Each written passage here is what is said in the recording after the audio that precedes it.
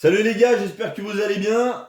Donc aujourd'hui, je fais une petite vidéo très rapide, très simple pour la carte de programmation livrée avec le kit RTR de chez Obao, donc le modèle Hyper VSE.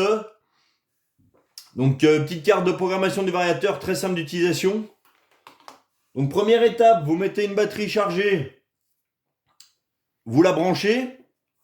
Ensuite, sur le variateur, vous débranchez la petite prise d'alimentation du ventilateur et vous venez brancher la petite prise de la carte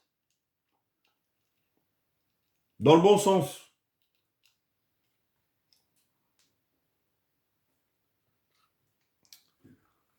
Une fois que vous avez fait ça, vous allumez votre variateur. Hop. Donc la carte est alimentée.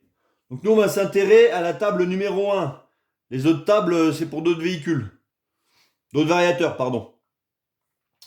Donc la table numéro 1, elle nous donne 5 fonctions réglables avec différents niveaux par fonction.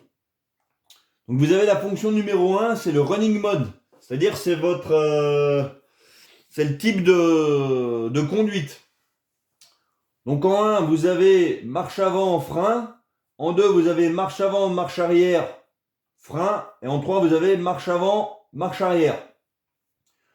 Donc en compétition, ils utilisent marche avant, frein, puisque la marche arrière est interdite. Mais nous, ce qui va nous intéresser, et qui est paramétré par défaut, c'est marche avant, marche arrière et frein. Donc ça, on va pas y toucher. On va passer à la deuxième fonction. Donc pour passer d'une fonction à une autre, vous appuyez sur item. Voilà, donc là on est dans la fonction 2. La fonction 2, vous pouvez avoir accès au réglage du frein moteur. Donc le frein moteur, hein, c'est comme votre voiture à l'échelle 1. Quand vous allez lâcher l'accélérateur, la voiture va freiner automatiquement. Donc là, vous pouvez régler votre niveau de freinage.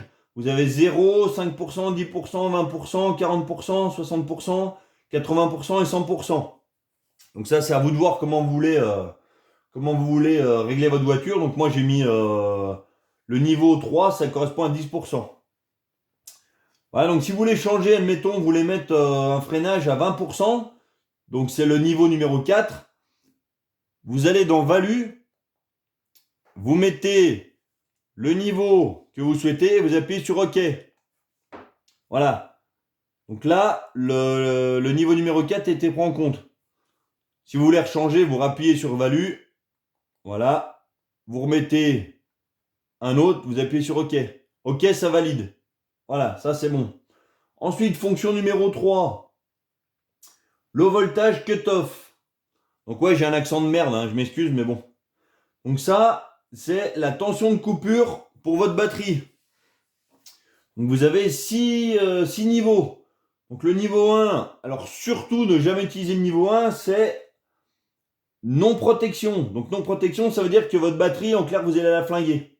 Parce qu'elle va descendre trop bas en voltage et ça va flinguer les cellules. Donc surtout ne jamais mettre le niveau numéro 1.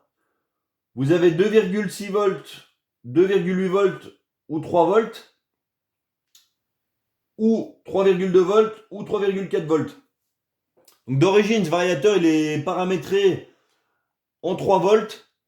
Alors moi j'ai changé, j'ai mis 3,2 volts parce que je me dis qu'il y a toujours une petite erreur entre la valeur annoncée et la valeur écrite et la valeur réelle, pardon. Donc j'ai préféré mettre 3,2 volts.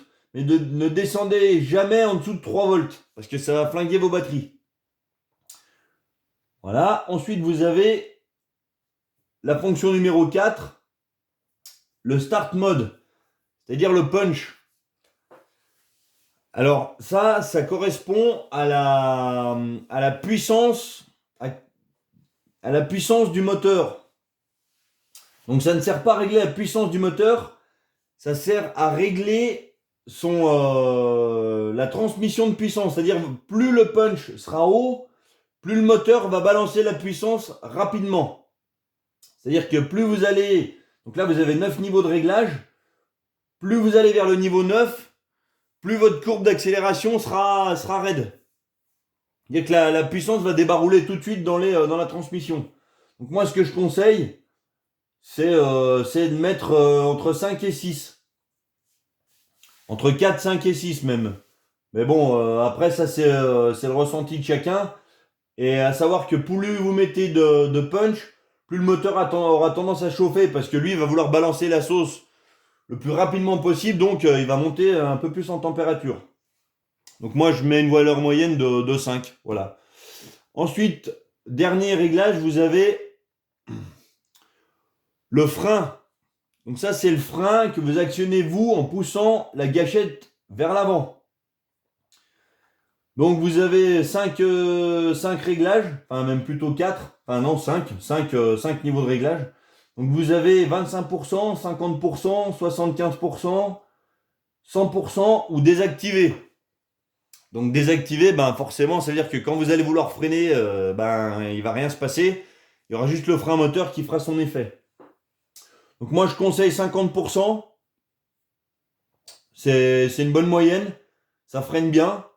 Après, c'est à vous de voir votre ressenti sur le terrain. Si vous aimez plus de frein, moins de frein, ben, c'est facile, vous modifiez la valeur. Hein. Donc si vous voulez plus de frein, ben, vous changez la valeur.